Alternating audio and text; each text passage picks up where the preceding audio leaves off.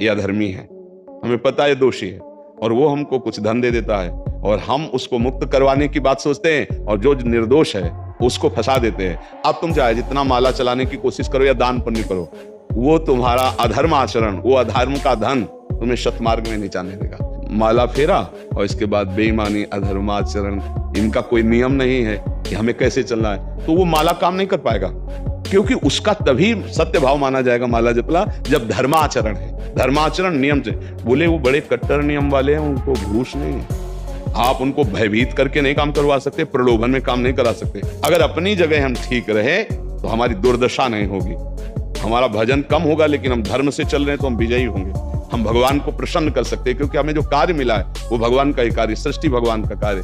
जैसे नए बच्चे वकालत पढ़ रहे थे तो यहाँ के प्रश्न किया था कि हम जानते हैं कि वो दोषी नहीं है, हम जानते हैं कि वो दोषी है, पर दोषी हमें पैसा दे रहा है, तो हम वकालत पढ़ी इसीलिए, हम उसको जिताएंगे, तो ये क्या कोई पाप है?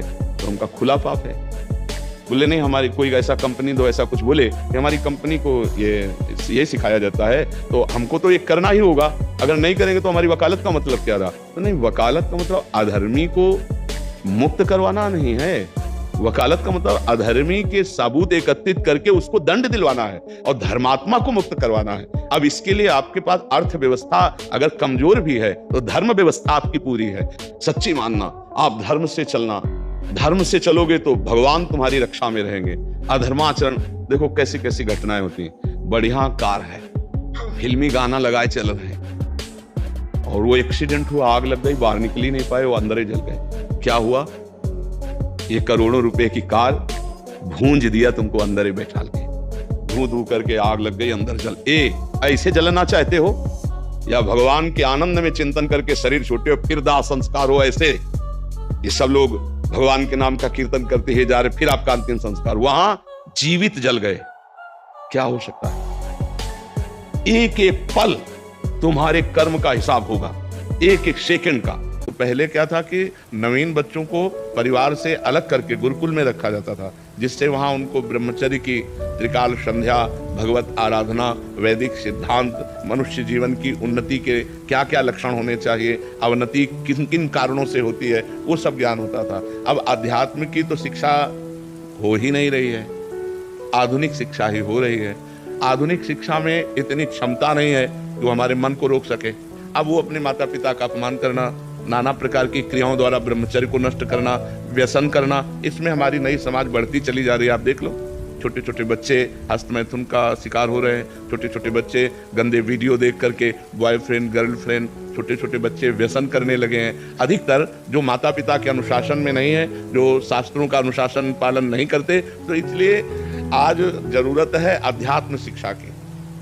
अगर हम अपने बच्चों को थोड़ा शास्त्र श्रवण कराएं, थोड़ा नाम जप कराएं, पवित्र भोजन पवाएं और उनको मित्रवत व्यवहार के द्वारा समझावें कि ऐसे ऐसे गंदे आचरण वाले मित्र मिले तो इनसे दूर रहे, ऐसा छूना, ऐसा करना, ऐसा देखना ये निषेध है, तुम्हारे जीवन को गिरा देगा। नहीं तो छोटे छोटे बच्चे पतित होते चले जा रहे हैं। जो हमारी एकाग्रता विद्या अध्ययन में लगनी चाहिए, जो हमारी एकाग्रता सामाजिक सेवा में लगनी चाहिए, वो एकाग्रता हमारी नशे में और व्यभिचार में जा रही है। हम कह रहे हैं फ्रेंड बनाना कोई पाप नहीं है, लेकिन व्यभिचार करना पाप है। फ्रेंड बनाओ, खूब घूमो, खूब आनंद लो, कोई परेशानी, लेकिन गंदा आचरण मत करो। अगर गंदा आचरण करोगे तो वही तुम्हें डिप्रेशन में पहुंचाएगा, एक दूसरे का मतलब जीवन पतित हो जाएगा। आगे चल करके आपको एक ही रास्ता दिखाई देगा, या तो घोर व्यसन में पड़े रहना या सुख कर लेना। आप देखना, क्यों? क्योंकि मनचली वृत्ति एक जगह टिकती नहीं है।